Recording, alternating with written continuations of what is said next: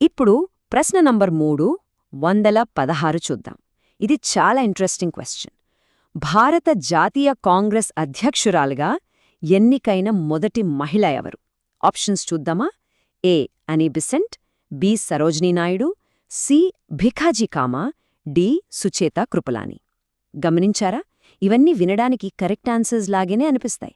ఎగ్జామ్స్లో మనల్ని confuse చేయడానికిచ్చే classic trick ఇది. కానీ ఇక్కడ పర్ఫెక్ట్ ఆన్సర్ ఆప్షన్ ఏ అన్నీ బెసెంట్. ఆమె 1917 కలకత్తా సమావేశంలో కాంగ్రెస్కు అధ్యక్షత వహించిన మొట్టమొదటి మహిళ. మరి సరోజినీ నాయుడు ఎందుకు కాదు అని మీకు డౌట్ రావచ్చు. ఆవిడ 1925 కాన్పూర్ సమావేశంలో అధ్యక్షత వహించారు. కానీ ఆమె మొదటి భారతీయ మహిళ. ఇక్కడ అడిగింది కేవలం మొదటి మహిళ అని మాత్రమే.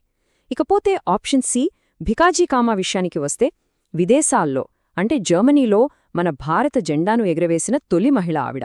ఆప్షన్ డీలో ఉన్న సుచేతా కృపలాని గారు ఏకంగా మన భారతదేశపు మొట్టమొదటి మహిళా ముఖ్యమంత్రి.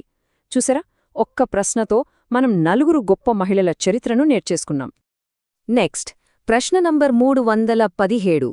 భారత చరిత్రలో 13 ఏప్రిల్ 1919 ఎందుకొక చీకటి దినం? ఆప్షన్స్ వినండి.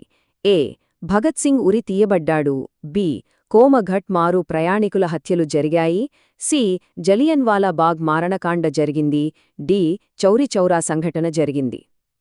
మన ఆధునిక భారత చరిత్రలో అదొక అత్యంత విషాదకరమైన రోజు. అసలు ఆ రోజు ఏం జరిగిందో ఒక్కసారి గుర్తు చేసుకుందాం. దీనికి ఏమాత్రం సందేహం లేకుండా చెప్పగలిగే correct answer option C Jallianwala వాలాబాగ్ మారణకాండ. అమానుషమైన రౌలట్ చట్టానికి వ్యతిరేకంగా, అలాగే బైశాఖీ పండుగ జరుపుకోవడానికి అమృత్సర్లోని జలియన్ వాలాబాగ్ దగ్గర సమావేశమైన అమాయక ప్రజలపై జనరల్ డయర్ విచక్షణారహితంగా కాల్పులు జరిపించిన రోజు అది. మరి మిగిలిన ఆప్షన్స్ ఎందుకు రాంగ్ అంటారా? భగత్ సింగ్ను ఉరితీసింది 1931లో, కోమగటుమారు సంఘటన జరిగిందేమో 1914లో, ఇక చౌరీచౌరా సంఘటన 1922లో జరిగింది. సో కాలక్రమం ప్రకారం చూసుకుంటే అవేవీ ఈ ప్రశ్న కరెక్ట్ ఆన్సర్స్ కావు. ఇక్కడ ప్రశ్న నంబర్ 318 చూద్దాం. కింది వాట్లు ఏ సంఘటన భారత స్వాతంత్ర్యోద్యమంపై గరిష్ట ప్రభావాన్ని చూపింది? Options A prince of Wales పర్యటన 1875, బి ఢిల్లీ దర్బార్ 1877, సి భారతీయులను ఐసిఎస్లో చేరడానికి అనుమతించడం 1861, డి బెంగాల్ విభజన 1905. ఈ 4ంటిలో అసలైన ప్రజా ప్రతిఘటనకు, ఒక మాస్ మూవ్మెంట్కు దారితీసిన సంఘటన ఏమై ఉంటుందో గెస్ చేయండి. మీరు గెస్ చేసింది కరెక్టే. ఆప్షన్ డి 1905 బెంగాల్ విభజన ఇక్కడ సరైన సమాధానం. లార్డ్ కర్జన్ మన బెంగాల్ను మత ప్రాతిపదికన విడదీసినప్పుడు అది భారతీయులందరిలో ఒక విపరీతమైన ఆగ్రహాన్ని రగిలించింది. ఈ ఒక్క సంఘటనే గొప్ప స్వదేశీ ఉద్యమానికి నాంది పలికి పోరాటాన్ని సామాన్యుల గుమ్మం వరకు తీసుకెళ్లింది. ఆప్షన్స్ ఏ మరియు బిలో ఉన్న వేల్స్ రాకుమారుడి పర్యటనగాని, ఢిల్లీ దర్బార్గాని కేవలం బ్రిటిష్ వాళ్ల ఆడంబరాలను చూపించుకోవడానికి చేసినవి. ఇక ఆప్షన్ సి ఐసిఎస్లో భారతీయుల ప్రవేశం మంచి పరిణామమే అయినా అది కేవలం ఉన్నత చదువులు చదివిన వారికి మాత్రమే పరిమితమైంది తప్పితే ఒక మాస్ మూవ్మెంట్ను తీసుకురాలేకపోయింది. మూవింగ్ ఆన్ ప్రశ్న నంబర్ 319. కింది వ్యక్తులలో ఎవరిని ఫ్రాంటియర్ గాంధీ అంటే సరిహద్దు గాంధీ అని పిలుస్తారు? ఆప్షన్స్ గమనించండి.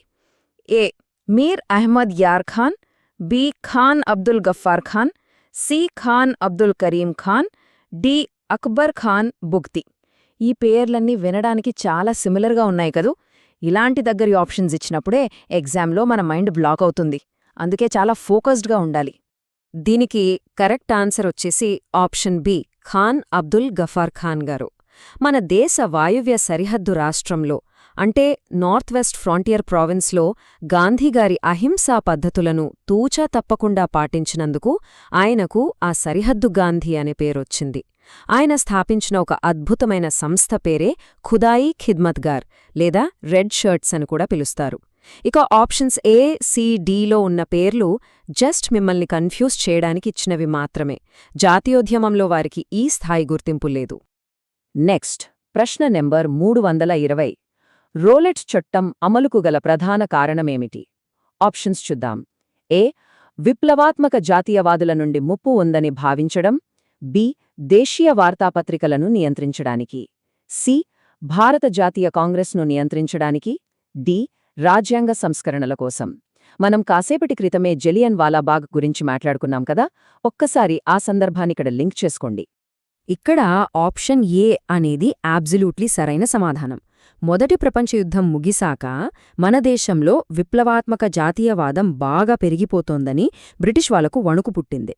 ఆ విప్లవాన్ని ఎలాగైనా అణిచివేయాలి అనే ఉద్దేశ్యంతోనే కనీసం విచారణ కూడా లేకుండా ఎవరినైనా జైలులో పడేయగలిగే ఈ కఠినమైన చీకటి చట్టాన్ని తీసుకొచ్చారు. అదే రౌలెట్ చట్టం. ఆప్షన్ బి విషయానికొస్తే వార్తాపత్రికలను నియంత్రించడానికి వాళ్లు ఏనాడో అంటే 1878లోనే వర్నాక్యులర్ ప్రెస్ యాక్ట్ తెచ్చారు. ఇక కాంగ్రెస్ను కంట్రోల్ చేయడానికి లేదా రాజ్యాంగ సంస్కరణల కోసం ఈ పర్టికులర్ చట్టాన్నైతే వాళ్లు తీసుకురాలేదు.